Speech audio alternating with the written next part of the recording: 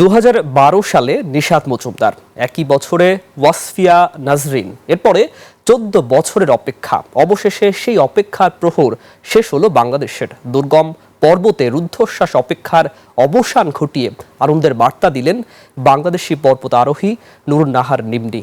27 মে ভোরে পৃথিবীর সর্বোচ্চ পর্বতশৃঙ্গ মাউন্ট এভারেস্টের চূড়ায় বাংলাদেশের পতাকা উড়ালেন তিনি।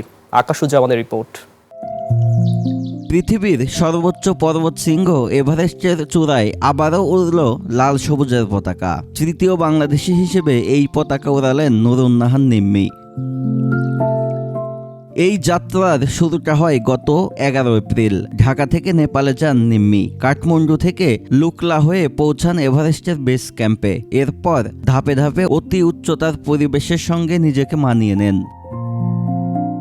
মে মাসের 15 থেকে 30 তারিখের মধ্যে এভারেস্ট সামিটের উপযুক্ত সময় ধরা হয়। গত 17 মে চূড়ান্ত আহরণের জন্য বেস ক্যাম্প ছাড়েন তিনি। ধাপে ধাপে 23 মে পৌঁছান ক্যাম্প 4-এ। সেদিন শিখরের উদ্দেশ্যে যাত্রা করেও প্রতিকূল আবহাওয়ার কারণে নিচে নেমে আসতে হয় তাকে। এরপর অনুকূল আবহাওয়ার অপেক্ষায় কয়েকদিন ক্যাম্প 2-এ অবস্থান করেন নিম্মি। 25 মে শুরু হয় যাত্রা।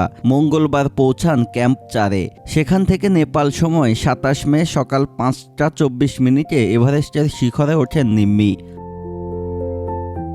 2019 সালে অস্ট্রেলিয়ান ক্যাম্প ঘুরে এসে আরও উঁচুতে ওঠার স্বপ্ন দেখেন নিম্মি। এরপর 2020 সালে করেন এভারেস্ট বেস ক্যাম্প ট্রেক। সেই অভিজ্ঞতাই তাকে পেশাদার পর্বত আরোহণের পথে নিয়ে যায়।